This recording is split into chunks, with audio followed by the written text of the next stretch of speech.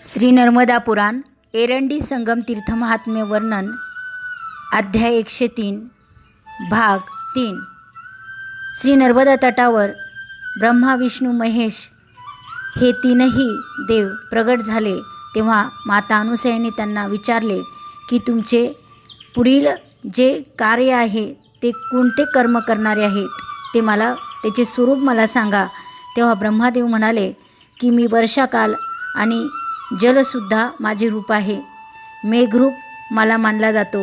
मीच पृथ्वीवर जलवर्षाव करतो। सूर्योदय झाल्यावर मीच सर्वत्र बीज रूपात उपस्थित होतो। हे सर्वश्रेष्ठ गुप्त कारण मी तुला सांगितले। तेव्हा विष्णुदेव सांगू लागले की मी हेम ऋतू आहे। मलाच विष्णुरूप असेही म्हणतात। चराचर विश्वसुद्धा त्याचेच रूप आहे। संपूर्ण जगाचे पालन म्हणजे श्री विष्णूंचे श्रेष्ठ महात्म्य आहे। तेव्हा रुद्रदेवाने सांगितले, सर्व जीवांचा क्षय करणारा ग्रीष्म ऋतू मलाच म्हणतात। उत्तम तपस्वी देवी मीच रुद्र होऊन संपूर्ण जग खेचतो। हे उत्तम व्रतधारी देवी अशा प्रकारे श्री ब्रह्मदेव विष्णू रुद्र हे तिन्ही देवच तीन संध्यारूप, तीन कालरूप, तीन अग्निरूप आहेत। त्याचप्रमाणे हे कल्याणी आम्ही तीन देव एकात्मक रूपी आहेत। तुझ्या मनाला जो इष्ट वाटतो तो वर तुला देतील। तेव्हा अनुसया म्हणाली, मी जगात धन्य व पुण्यवान आहे, प्रशंसनीय आहे। तेव्हा तुम्ही तिन्ही देवतांनी जर माझ्यावर प्रसन्न आहे तर माझ्यावर तिन्ही देव जर प्रसन्न आहे तर माझ्यावर दया करून सदा या तीर्थावर निवास करावा। तेव्हा रुद्रदेव म्हणाले, तू जे इच्छिले तेच होईल। तेव्हा हे तीर्थ एरंडी नावाने प्रसिद्ध प्रत्यक्ष वैष्णवी माया इथे स्थित आहे। केवळ दर्शनानेच पापसंचय नष्ट होतो। चैत्र महिन्यात दिवसभर उपवास करून येथे स्नान करून ब्रह्महत्येच्या पातकापासून मानव दूर होईल।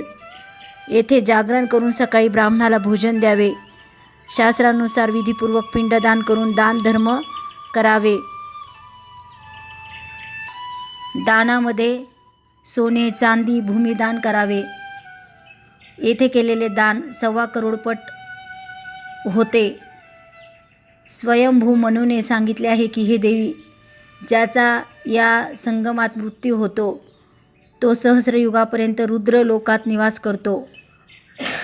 या तीर्थात अहोरात्र निवास करून जो वैदिक 11 नावे वा वैदिक रुद्र मंत्र जपतो तो परमगती प्राप्त करतो। विद्यार्थी धनार्थी धन, पुत्रार्थी पुत्र प्राप्त करतो। अशा प्रकारे मनुष्य इष्ट मनोरथ या एरंडी तीर्थावर प्राप्त करतो। अनुसया म्हणाली, माझ्या भक्तीने जर आपण तिन्ही देव संतुष्ट आहात तर माझ्या भक्तीने वश आहेत ते 3 देव माझे पुत्र व्हावेत। तेव्हा विष्णू म्हणाले, पूज्य देवही पुत्रभाव प्राप्त करतात हे मी कधी ऐकले नाही। हे कल्याणी मी तुला देवतुल्य पराक्रमी रूपवान गुणवान यज्ञ करणारे बहुश्रुत शास्त्र श्रवण करणारे पुत्र देतो। अनुसयेने मत मांडले, भक्तांचे दुःख हरण करणारे देव जे मला इष्ट आहे आणि ज्यासाठी मी प्रार्थना केली तेच आपण मला द्यावे। माझी जशी पुत्रकामना आहे त्याच्या विपरीत करणे योग्य नाही। तेव्हा विष्णू म्हणाले, पूर्वी भृगु महर्षींच्या संवादाने वश होऊन त्यांच्या वाणीचा आदर करून मी गर्भवास केला आहे। मी त्याचाही पार बघत नाही।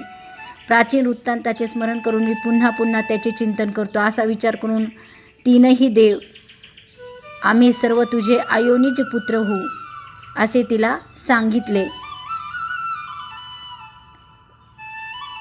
तेव्हा हे सुंदरमुखी देवता योनिवासात गमन करत नाही। हे देवी संगम सानिध्याने तू प्रत्यक्ष लोकांना वरदायी एरंडी वैष्णवी मातेच्या रूपात राहशील। कुंतीपुत्र श्री नर्मदाच्या उत्तर तटावर तिन्ही देव स्थित आहे। कृश अंगाची श्वेत गौरवर्णीय वृक्ष केसाची जरा कठोर यज्ञपल्लवीत घातलेली तपोनिष्ठा शुभाक्षी अनुसया देवी महेंद्र पर्वतावर पोहोचली आणि झालेला सर्व वृत्तांत तिने अत्री ऋषींना प्रसन्न चित्तेने सांगितला आणि आपल्या निजपतीला म्हटले, हे देव उठा उठा। महर्षी अत्री म्हणाले, बुद्धिवान महाव्रतधारी अनुसया खूप छान, खूप छान. महर्षी गालव आदींनाही अचिंतनीय दुर्लभ वर तू प्राप्त केलास आहे. तेव्हा ती अनुसया म्हणाली, देवर्षी, आपल्या कृपेने मी दुर्लभ वर प्राप्त केला आहे. हे सर्व तुमच्या कृपेमुळे घडले.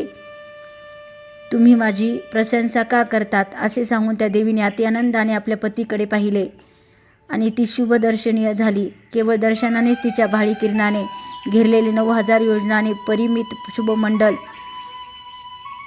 कंद गोलकासमान आकाराचे 3 पट परिमाणयुक्त होते. हे देवी, त्यांच्या मध्यात दिव्य रूपधारी सुवर्ण समान वर्णाचे अमृतमय करोड सूर्यसमान सूर्य तेजस्वी पुरुष साक्षात स्वतः श्री ब्रह्मदेव प्रथम पुत्राच्या रूपात सोमरूप चंद्राच्या नावाने प्रसिद्ध झाले. हे महादेवी, हा सोमरूपी निज 16 कलांनी युक्त असा पुत्र चंद्र तिच्या उदरी जन्माला आला. तर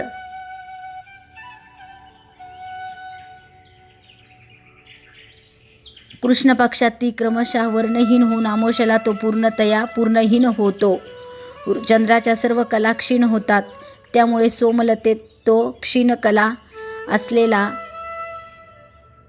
असलेल्याला धनवान असूनही अमावास्येच्या दिवशी दुसऱ्यांच्या घरी भोजन करणारा अज्ञानी मनुष्य थोड्या वेळातच 1 वर्षाचे शुभ कर्म नष्ट करतो.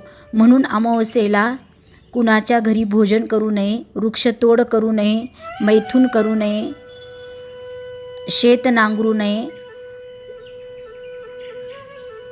पितृगण अमावास्येच्या दिवशी मार्गक्रमण करू नये, म्हणजेच प्रवास करू नये. त्यामुळे आपले पितृ धुली भोजन करतात. अमावास्येला श्राद्धकर्म अवश्य करावे आणि त्यांचा दुसरा पुत्र दुर्वास या नावाने सृष्टी संहार करता, म्हणजे साक्षात महेश्वर तिच्या उदरी जन्माला आले. असा हा भाग 2 मध्ये झालेला संवाद आहे. पुढील 3ऱ्या भागामध्ये दुर्वासांच्या रूपात दुसऱ्या पुत्राचीही उत्पत्ती तिला झालेली आहे. ओम नमो नर्मदाय.